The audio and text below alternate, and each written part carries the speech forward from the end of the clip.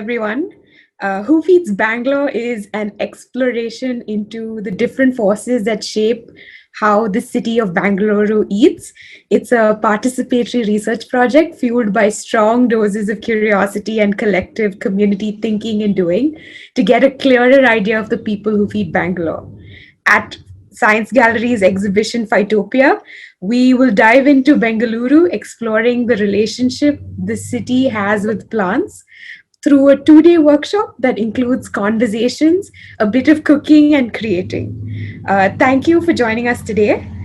This session is in collaboration with the Bengaluru Sustainability Forum, an inter-institutional collaborative initiative that aims to address issues relating to long-term sustainability of urban and peri-urban landscapes.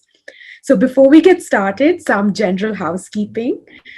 Please do keep your microphone and video turned off. Uh, Please ask your questions in the chat section, and the mediator of the session, which is me, will ask your questions to the speaker in the time allocated for Q&A. The session is being recorded and is also being live streamed to YouTube. We'll drop a link in the chat. Our first speaker for today is Dr. Prabhakar Rao.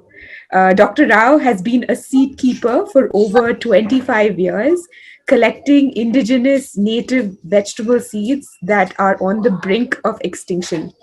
His travels have taken him to remote parts of the world where his interactions with older generation of farmers has allowed him to access these forgotten varieties.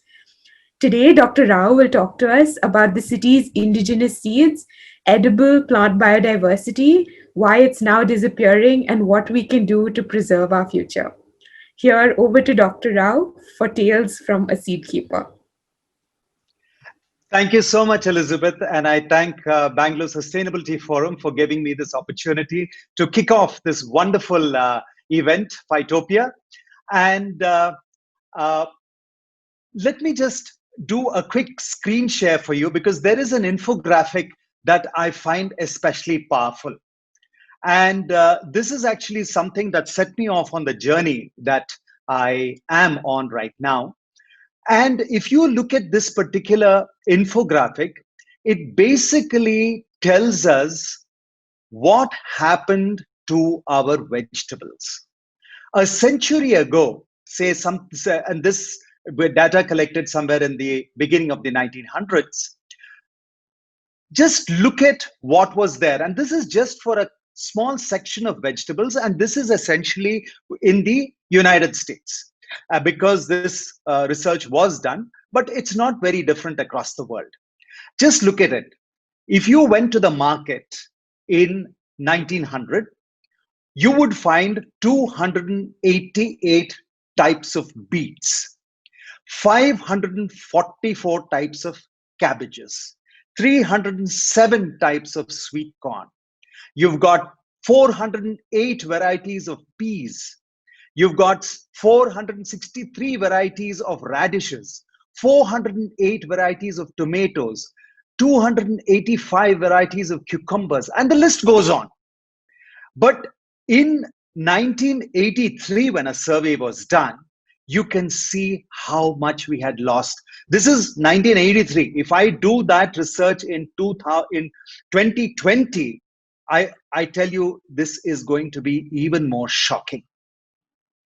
And you can see in 80 years what happened. From 288 beets, it became 17 beets. From 408 varieties of tomatoes, it's just become 79 varieties of tomatoes.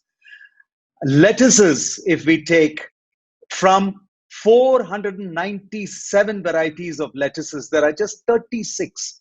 And this is, I'm talking about 1983. So when we look at something like this, it is shocking to me, because we have allowed biodiversity to just disappear right under our noses. And we need to be aware of this, because biodiversity of a vegetable heirloom vegetable variety, is as important to us as a whale that is being threatened, or a tiger that's being threatened, or a bird that's being threatened.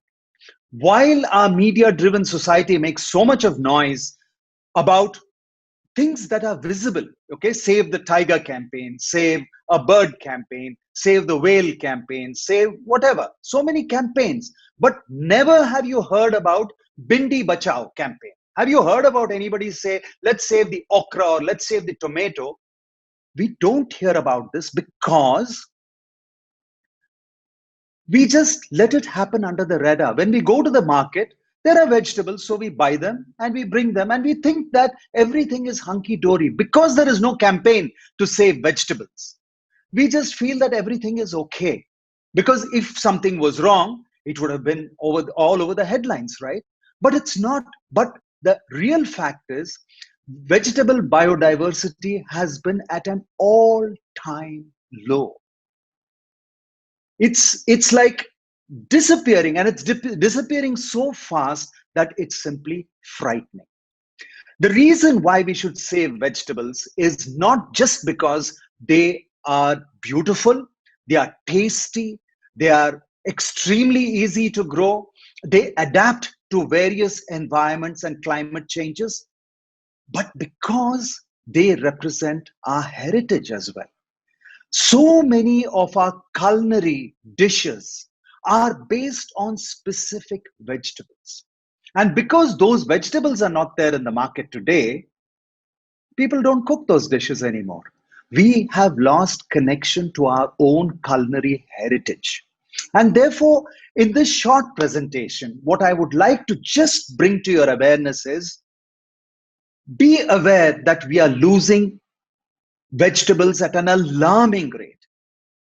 And unless we start shouting from the rooftops, and we have forums like this where people get exposed and sensitized to what's happening, we will lose them all. And then we will only get what is there in the market today, that is rather tasteless.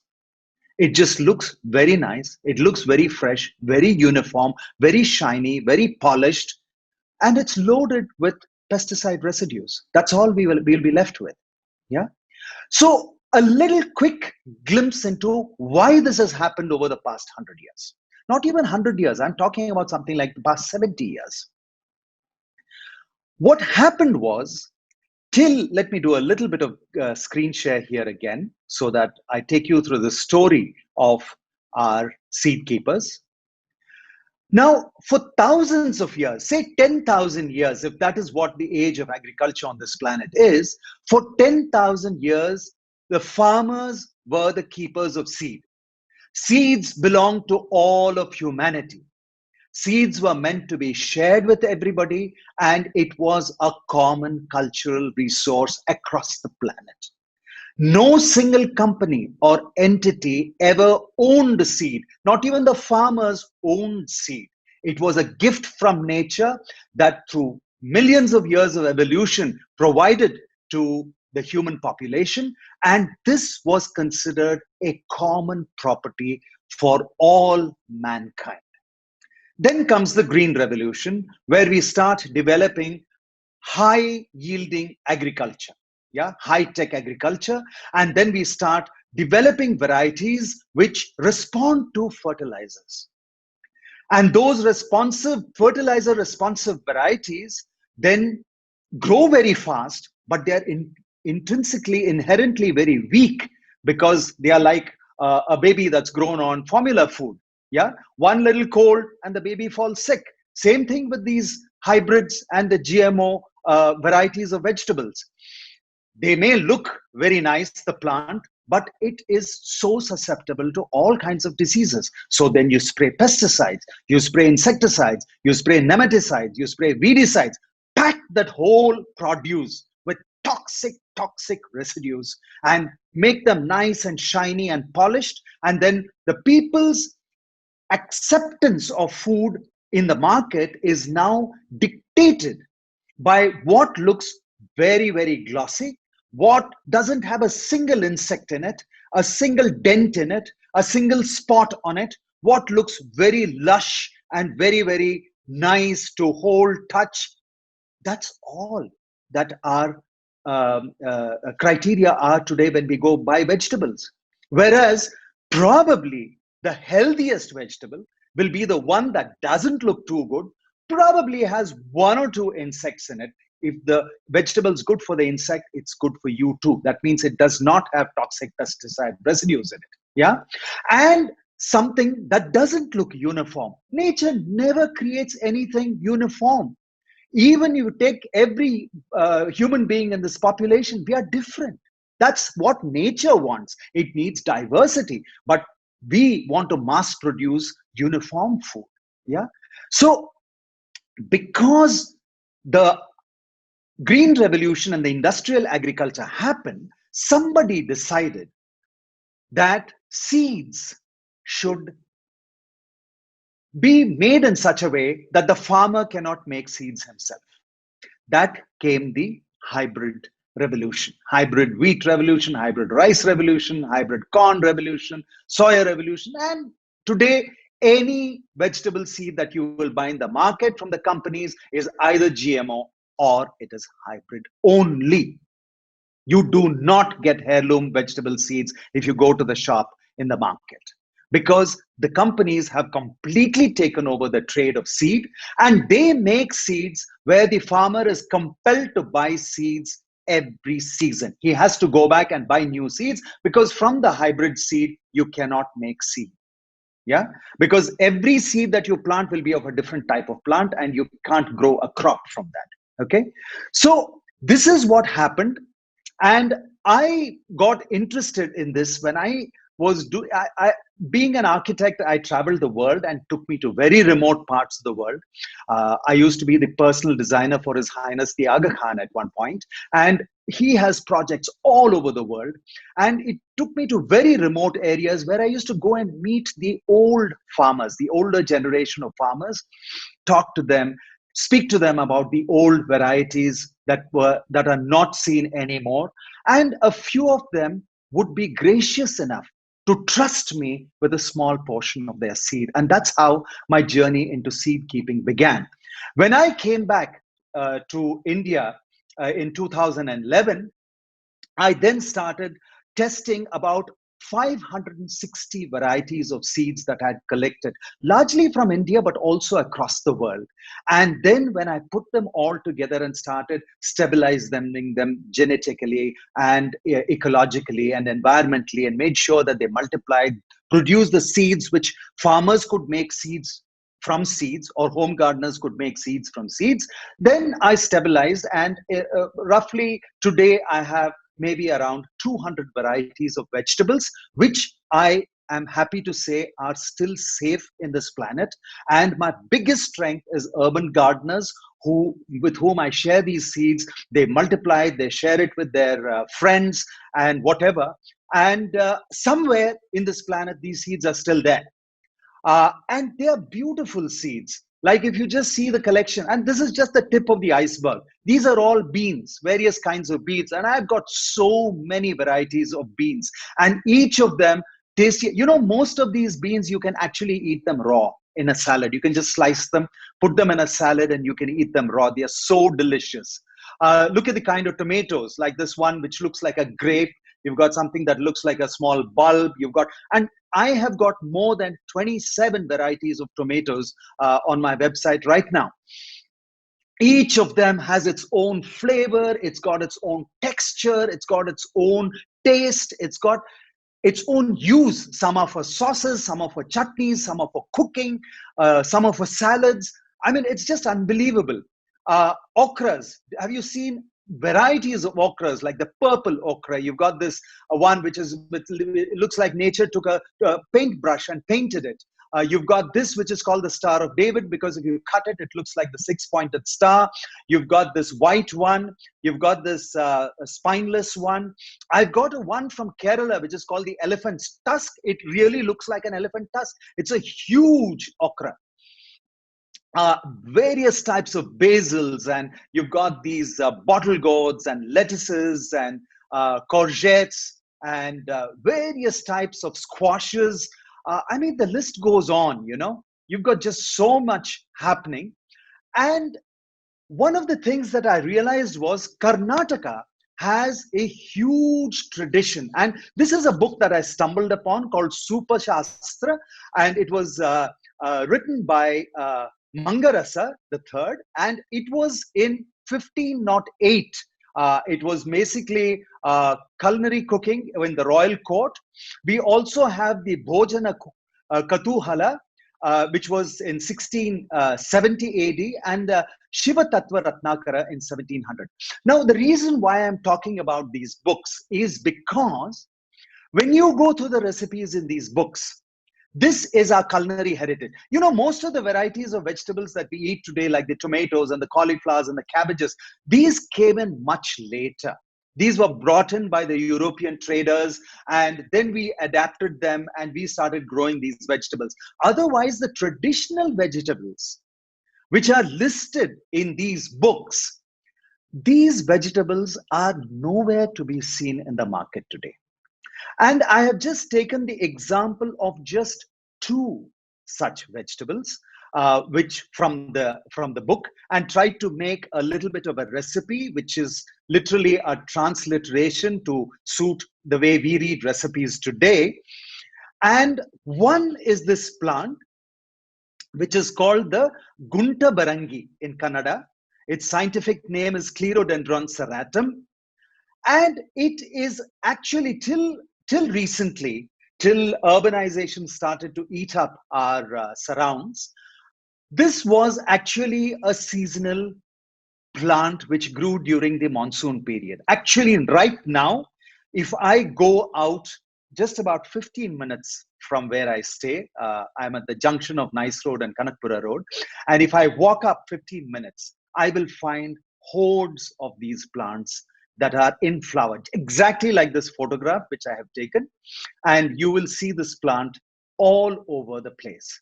You know, we used to make dishes and eat this plant. It was a part of our culinary heritage. More so because many of these, which we label today as weeds, these were having seasonal health medicinal benefits. During this period of rains, when many of us used to fall sick because of the way weather change and all the new microbes in the air and things like that, these are the plants that, this is the kind of plant that one would eat seasonally, because nature had a way of working around what your diet should be. And as you can see from this recipe, it's such a simple recipe, but trust me, I have eaten this dish. I've had this cooked and eaten. It is delicious. The flavor of this particular plant, it is delicious. So heirloom seeds are one part of the story, but even the wild vegetables and greens that are available to us, we seem to have completely forgotten. I'll put another one on the screen share now, which is this particular plant, which is called the air tomato. In Kannada, we call it Heggenasu. Genasu is a potato. Heggenasu is the name given to this particular potato, and it belongs to the genus Dioscorea, and the particular species is Dioscorea bulbifera. And this particular plant is actually a plant you will find in the wild. You find this all over India, from West Bengal to Maharashtra to our Western Ghats. And this particular photograph I've taken was in the Bannerghatta Nature Reserve. And it is a beautiful plant because it has these potatoes which actually hang in the air. And that is the name, it gets the name air potato. Yeah, I've sort of made a relatable recipe for this air potato, taken from the Super Sutra. And Heggenasu today, you will not find in the market. There was a time, even me as a kid, I remember my grandmother bringing Heggenasu as a delicacy. And then she would make this wonderful dish out of this with the coconut milk. In this one, there is no coconut milk, but apart from using grated coconut, she used to use coconut milk to sort of cook it, and it used to be a delicious dish. Therefore, we need to sort of really look at. There is another vegetable in Karnataka which today has almost led to a dish that is vanished. And that dish is called the Vangi Bath. You know, Vangi Bath was an extremely popular dish. And I'll tell you why it was a popular dish. Because it used to be made using a special brinjal. See, brinjal is one of our native vegetables of India, especially southern India and central India. And brinjals have been there for centuries in this country, in this part of the globe. And we have many varieties. In my own Haryali seeds, I have more than 25, 30 types of brinjals that I grow. Now, there was a variety that was called Yirengere Badnekai. This is a beautiful light green colored brinjal, which grew near Mandya district, near Mysore, in a village called Yirengere. And when you made Vangi Bath with that Yirengere Badnekai, the Vangi Bath is outstanding. Outstanding. Even today, some of the traditional restaurants which serve Vangi Bath, especially in the Baswangudi and the Chamrajpet area, they only make Vangi Bath when they can get the real Yirengere Badnekai. Otherwise, they don't make it, because you get this similar looking brinjal in the market. It's a hybrid. Okay, it is tasteless. It is so tasteless that people stopped making Vangi Bath because that dish didn't have a zing to it. And if you really want to taste Vangi Bath, then you need to make it with this particular brinjal. You don't have this brinjal, you don't have a dish. That's how important vegetables are to us. Therefore, I sort of conclude my little presentation here more to say that we need to revive our native vegetables big time, especially now that we understand that climate change is a reality. We are going to get extreme oscillations of climate as we go through into the future. We need genetic diversity, and nothing other than heirloom seeds, nati vegetables, desi vegetables have that diversity. So if we don't save that point something percent of the vegetable diversity that is left in this planet, then doom is definitely looking at us, because all we will have left to eat would be then some synthetically processed food. Something that looks like a potato using some, processed flour and, giving it some texture and color, but it's not going to be the same. Therefore, I conclude this little presentation just to sort of introduce you that there is something called native vegetables, which we need desperately to preserve, a glimpse at the diversity that there is, just a small glimpse, and a couple of recipes to show you how much of our heritage is at stake, our culinary heritage is at stake, if we don't do something about it. With this, I conclude, and I hand you back to Elizabeth if there are any questions or anything else that I need to answer. Thank you very much. Thank you so much, Dr. Rao, for sharing with us that insightful. The talk was really insightful.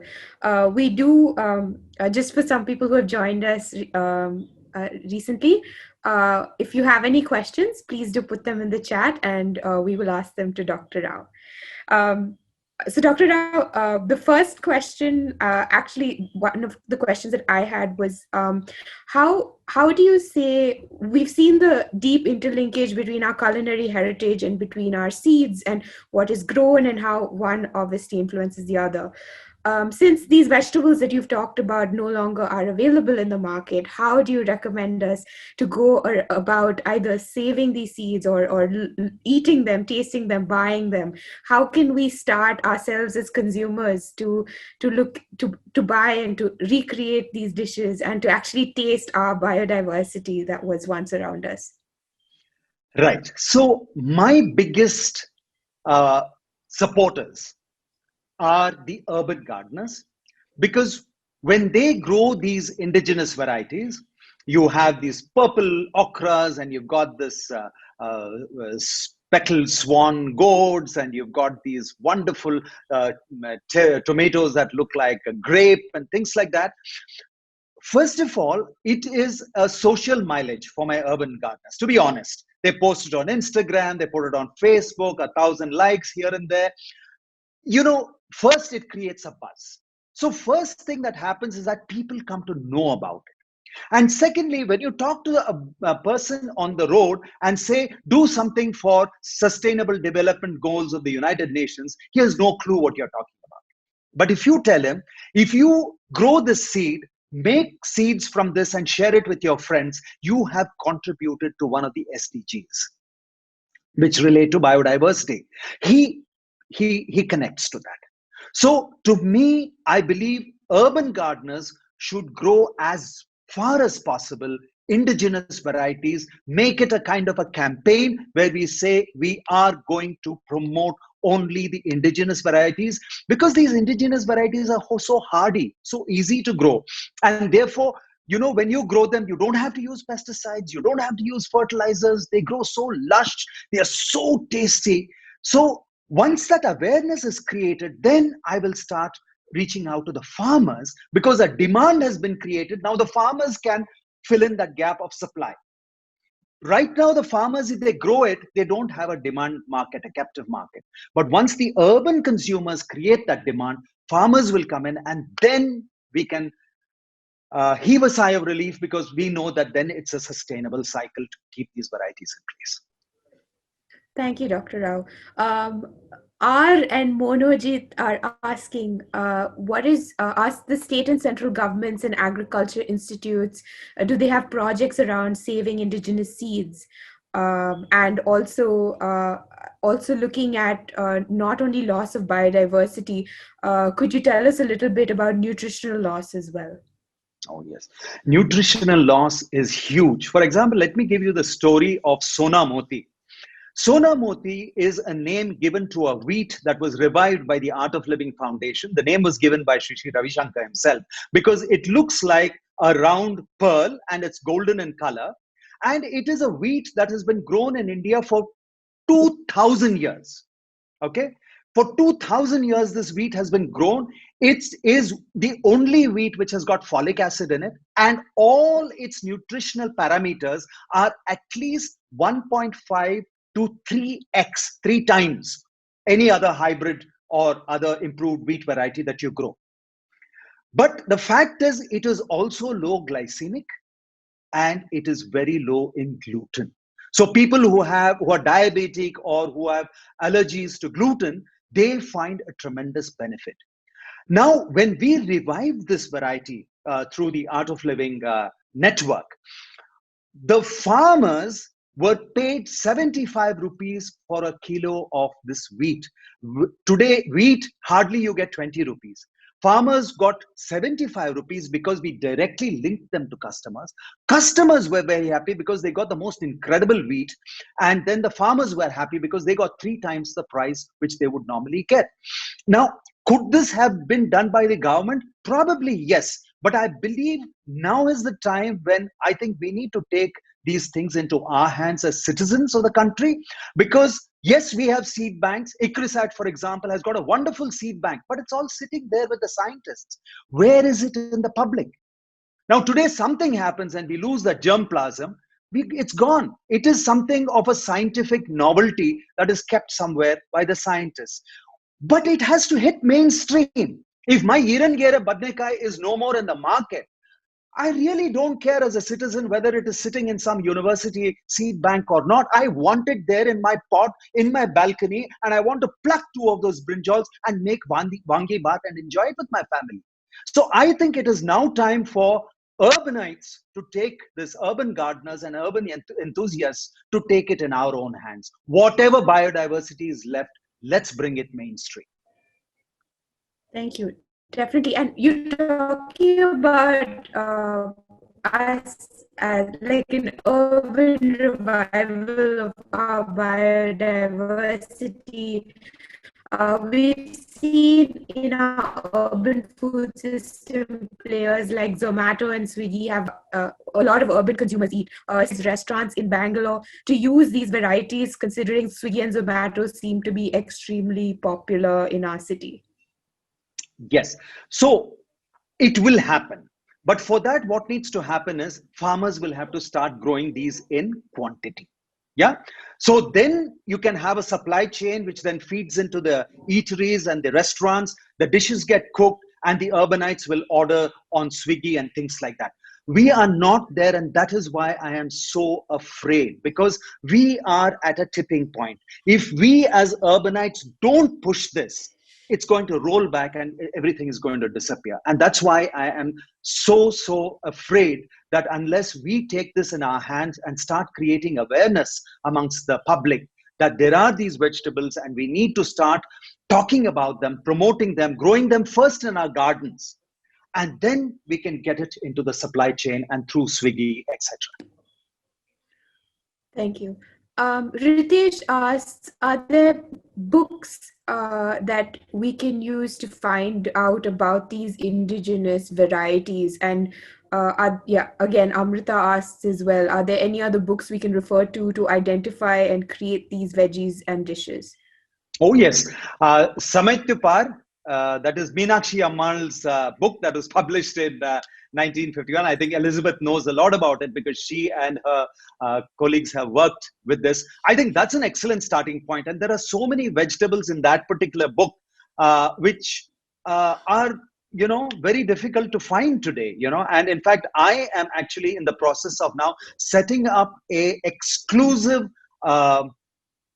production area for only the vegetables which are lost in these books, like our Super Sutra and Samay Tupar and all these. So exclusively those vegetables I want to bring back, get the farmers to produce these vegetables and feed it to the urban populace to start making dishes, culinary dishes out of it. So yes, there are books, but again, information about native varieties, so little, precious little. Do we have any atlas for vegetable variety across India and the globe? Is there any authentic documentation done and available to refer to? See, unfortunately, no, because vegetables come under cultivars and therefore they are not the botanists in the purview of botanists. These are cultivated vegetables. So they are cultivated varieties. They are called cultivars. So we don't have a compendium.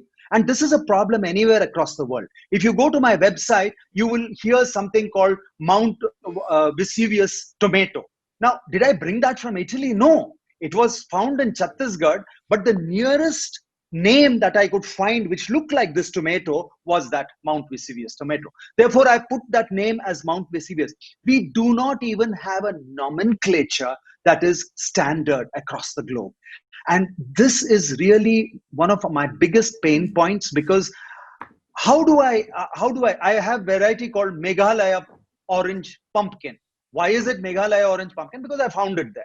But it should have a name, isn't it? I mean, if everything has a name, why shouldn't my poor vegetable have a name? Like Hirangere Badnekai, just because it comes from the village of Hirangere. But I'm sure we should have some kind of at least a national register of heirloom varieties. I think the best work is being done by NGOs. Dr. Vandana Shiva's Navadanya, for example. I mean, she is my mentor. I mean, I look up to her as a guru. And her NGO is doing wonderful work with rice varieties and things like that. I think the NGOs are doing a much better job here, I would say. Thank you. The next question is from Seher. How can we ensure nati varieties grown in urban areas? Is there a possibility they will, or do they need specific environments to grow in? Okay, first thing, let me tell you, nati varieties are like street mongrels. Yeah, they are like street dogs. I have one such in my farm, and except for the first shot of rabies that I gave Taquito, name of my dog, I have not spent a pie on that. Never has a doctor come and seen. Never has he fallen sick. He eats whatever I give him. He is vegetarian, by the way, and he is so healthy because he is nati. It's like a country chicken. It's basically intrinsically hardy. So when you're growing a indigenous heirloom vegetable, if you are growing a dosaka, for example, that we get in the Malnad, that cucumber, there is nothing. You just plant the seed and you harvest the crop. There is nothing you need to do. So for urban gardeners, the first mantra is native vegetables are probably the hardiest, most non-demanding plants that you will come across. They don't even respond to fertilizer. You put fertilizer, they die. They just bloat up and die. So that is the nature of heirloom and the native vegetables. So just remember, it's like your street dog. Thank you. Another couple of questions are talking about reviving these traditional indigenous seed culture on a larger scale in other parts of India, and how could you counter the financial might of big corporate agro businesses? Good question. I am not an activist. I am not anti-corporation, but I feel that if I can educate my end consumer and get a demand that will link them to the farmer producer, direct linkage, then people will go and eat these vegetables because they are so much more nutritious and tasty.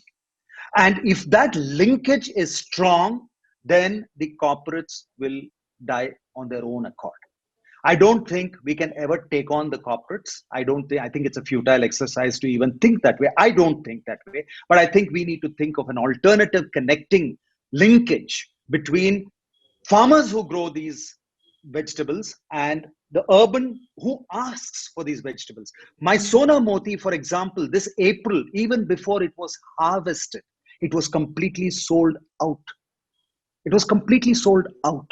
So that kind of a linkage, if we can eschew, and that was done with the Art of Living Foundation because of their involvement, my involvement in that.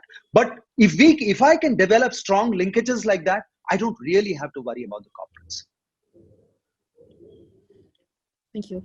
Nidhi Joshi asks, you spoke about how as the climate changes and fluctuations in growing conditions increase, the need for indigenous species increase.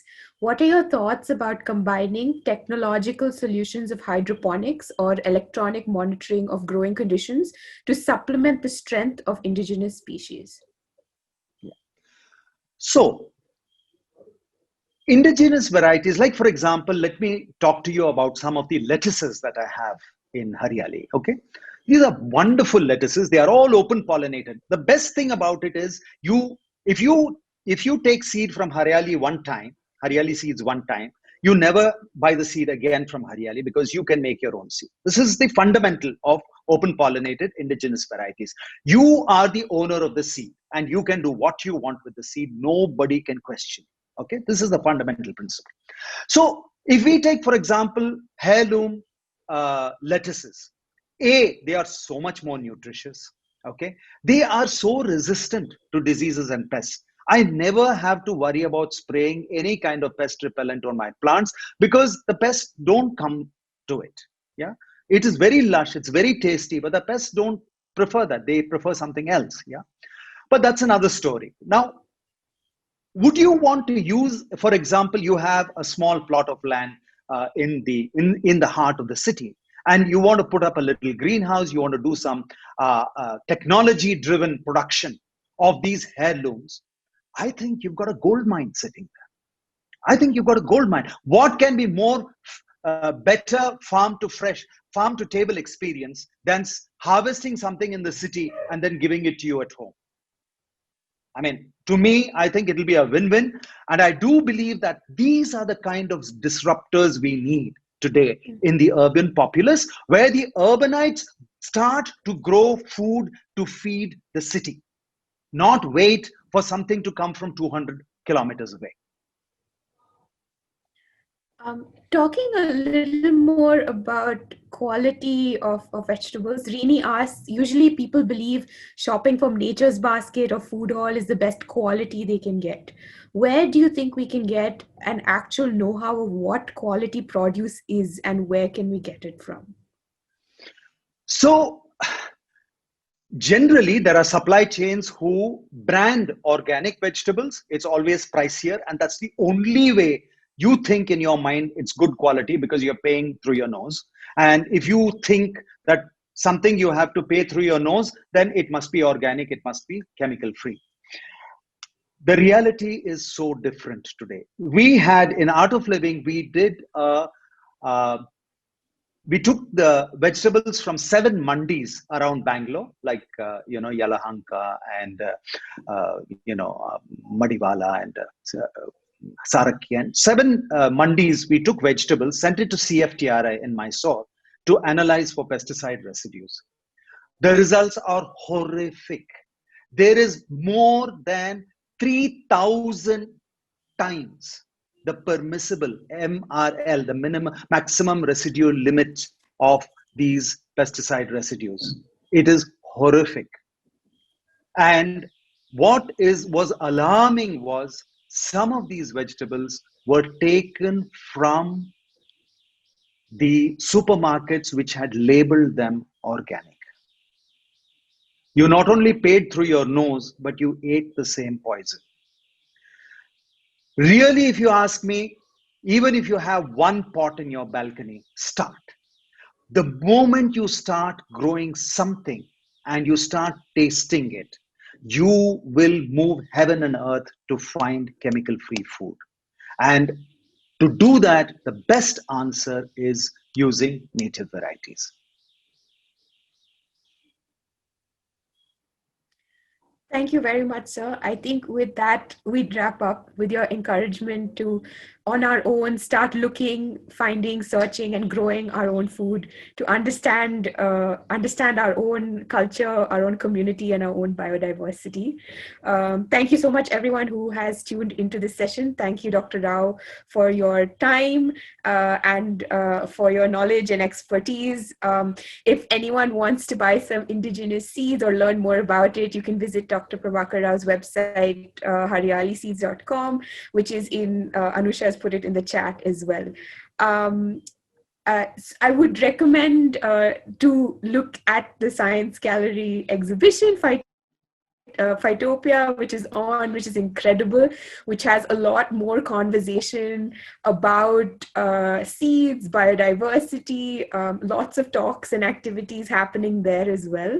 Thank you again, Dr. Rao. Thank you everyone who's tuned in. Thank you very much. In another 15 minutes for the next session. Thank you very much. And I thank the Bangalore Sustainability Forum for this opportunity. Thank you all.